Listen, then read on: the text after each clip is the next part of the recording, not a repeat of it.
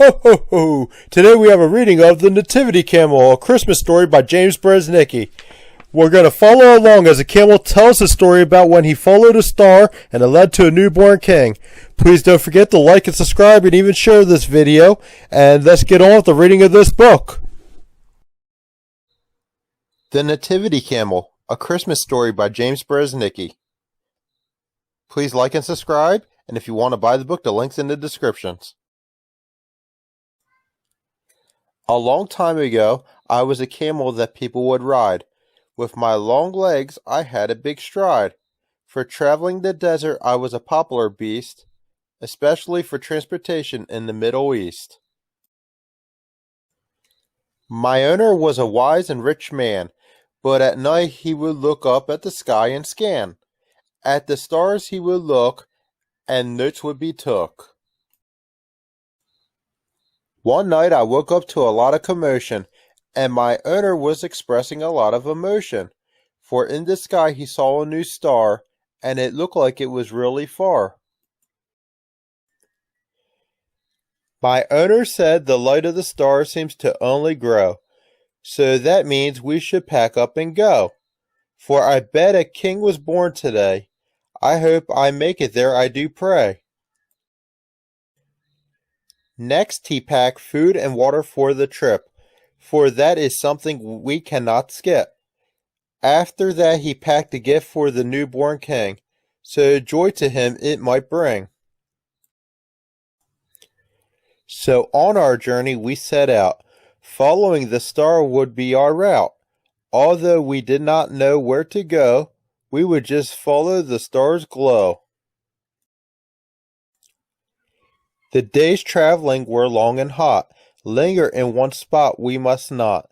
The desert was really vast. As I walk, I try to go fast. Faster and faster I try to go, but walking in the sand can be kinda slow. Sometimes we would have a dust storm, and the wind would be really warm.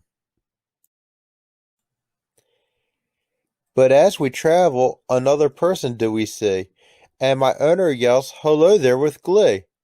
The stranger said, "Are you going to see the newborn king?" "If so, I will go with you," said the man who wore the flashy ring. The two chatted and went on their way, following the star's mighty ray. But then they see another person in the distance. They asked him if he needed any assistance. He told them how he also traveled far, following a really bright star. "Are you going to King Herod?" he did ask. To find where the Messiah was to be born was his task. Next we went to see the king. News of the star we did bring. They asked him where the new king was to be born. The town of Bethlehem must be where the star's light shines on. King Herod told us we should be on our way to where the star shines its mighty ray.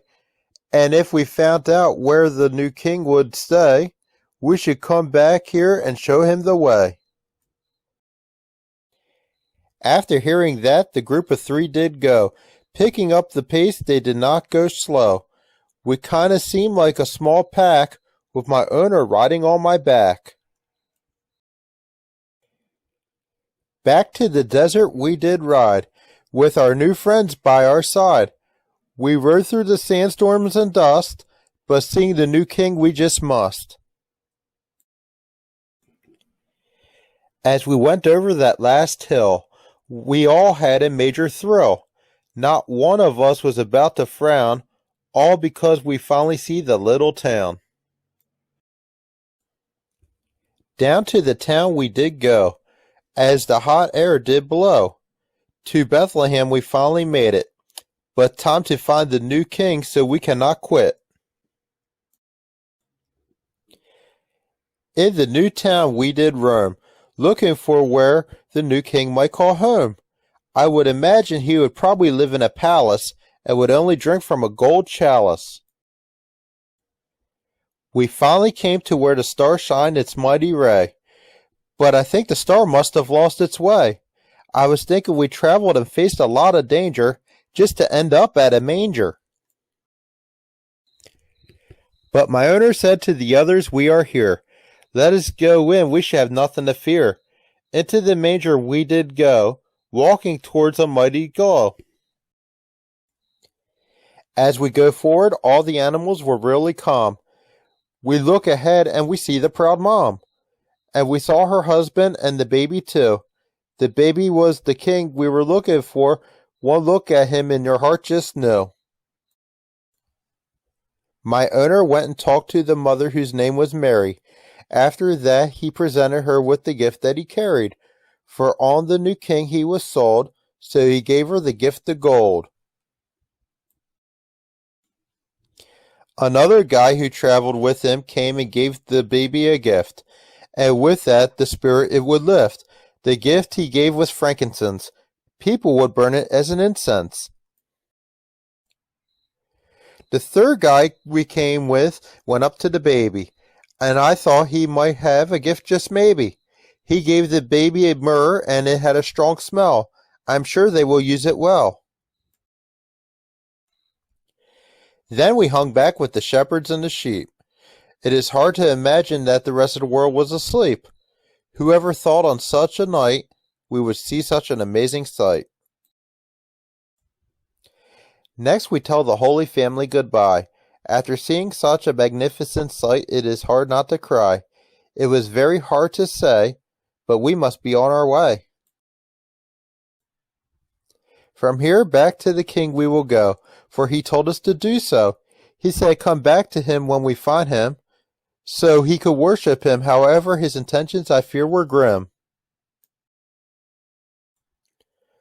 On the way there my owner had a dream. The angel told him that King Herod isn't what he would seem, that he would kill the baby if he could, so going home a different way we should. After that, my owner went a new way home. Across the desert we would roam, never forgetting the miracle we did see. But now I am home, I will say Merry Christmas to thee.